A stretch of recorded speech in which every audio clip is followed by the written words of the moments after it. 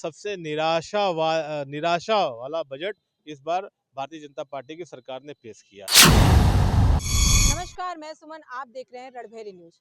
देखिए, संसद में जो है वो बजट है उसको पास कर दिया गया है और इसी क्रम में आपको बताते चले कि सरकार ने इस बजट को काफ़ी ज़्यादा सराहनीय कदम बताया है और साथ ही उन्होंने कहा है कि इससे आम जनता को लाभ पहुंचने वाला है। तो अब सवाल ये है कि क्या सच में इस बजट से जो आम जनता है उसे लाभ पहुंचने वाला है या फिर जो महंगाई है वो जस की तस रहेगी और क्या लाभ पहुंचने वाला है। तो इन सारे सवालों को लेकर के आज हम जुड़े हैं कांग्रेस के महानगर अध्यक्ष रघुवेंद्र चौबे जी से। तो उनसे जानेंगे कि आम जनता को किस तरीके से ये बजट फायदा पहुंचा रहा है। रघुवेंद्र जी बताएं।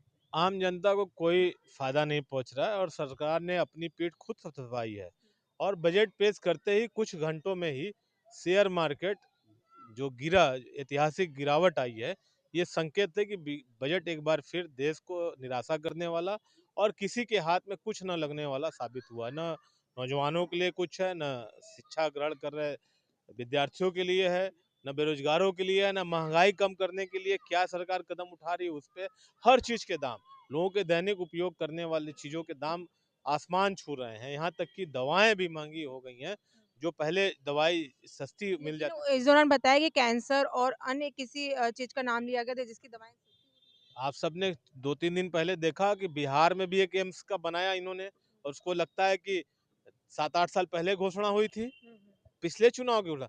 केवल गेट का पिलर अभी पड़ा हुआ है। तो ये सरकार की करनी और करनी में यही अंतर होता है। सरकार केवल सपने दिखाती जरूर है।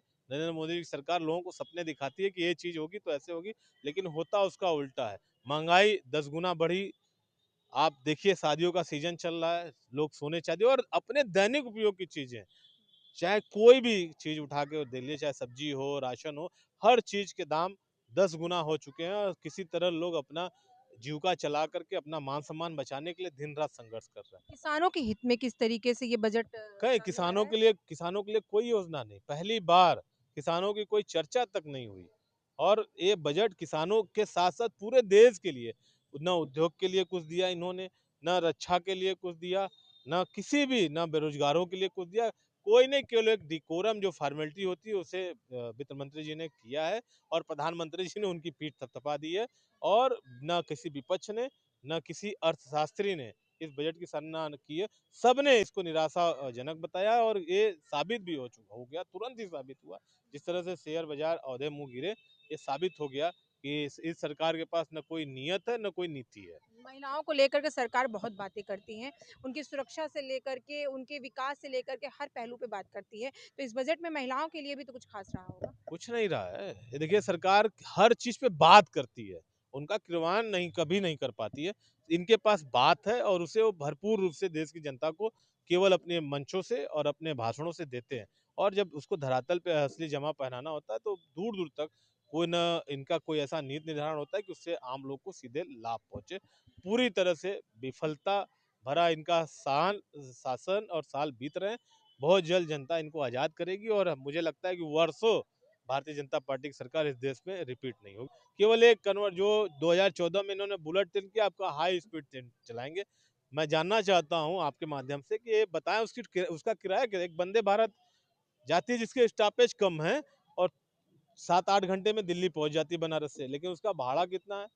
1800 रुपया। और एक क्लास का 3500-3600 रुपया। गरीब आदमी उससे चल पाएगा? हमने चलाए थे, गरीब रथ चलाया था और उससे सरकार बंद कर रही है। और हम ये न इनको न किसी गरीबों के से सरोकार रहा है, न इनको किसी गरीबों से मददगार वाली इनकी आप योजना है। कहना चाहते हैं कि चाहे बजट हो चाहे जो सुविधाएं हो, हर सरकार तरह सिर्फ और सिर्फ अपने लिए। अपने लिए, अपने व्यापारी मित्रों के लिए इनकी योजनाएं होती है और उसका लाभ उन्हीं को मिलता भी है। निश्चित रूप से बस इनकी योजनाएं इनके व्यापारी मित्रों के लिए होती है। जनता से न कभी इनका कोई सरोकार रहा है, न कोई ये मतलब रखते हैं। इनका दावा ये भी है कि जिस तरीके से उन्होंने विकास कार्य किए हैं प्रदेश में कर लीजिए या वाराणसी में भी कह लीजिए, तो उनका 2000 जो आने वाला चुनाव है उसमें आना तय है।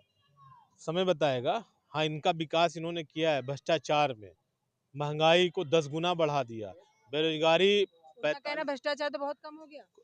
रोज आप देखिए, रोज इन्हीं के ऑपरेशन को पकड़ा रहे हैं, रोज बनारस में बनारस में आप देखिए 2-3 चीज़ें रोज़ हम लोग को तो आदत पड़ गई है, रोज़ आप सब दिखाते हैं। किस तरह से नशे का जाल बना दिया है।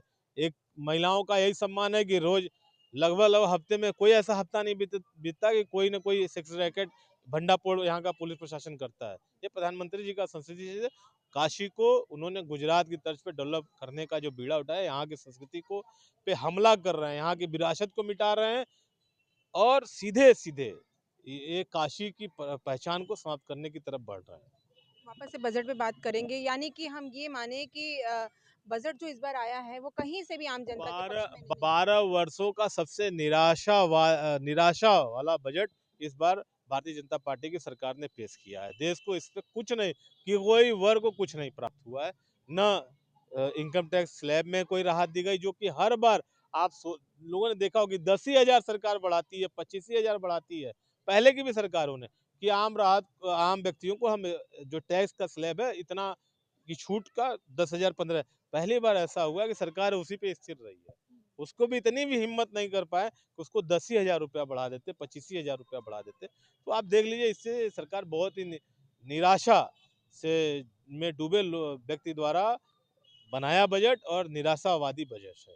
बहुत-बहुत धन्यवाद हमसे बातचीत करने के लिए। देखिए, बजट को लेकर के जो विपक्ष है वो बिल्कुल भी पक्ष में नहीं है। अभी हमारे साथ बातचीत करने के लिए कांग्रेस के महानगर अध्यक्ष रघुवेंद्र चौबे जी जुड़े हुए थे, जिन्होंने बताया कि इस बार का जो बजट है बिल्कुल भी आम जनता के पक्ष में नहीं है और इस बजट पे उन्होंने सवालिया निशान खड़े किए हैं। तो आज की खबर में बस इतना ही। ऐसी खबरों को देखने के लिए आप जुड़े रहे हमारे चैनल रणभेरी न्यूज़ के साथ। मैं सुमन लता, कैमरा पर्सन अमित के साथ। धन्यवाद।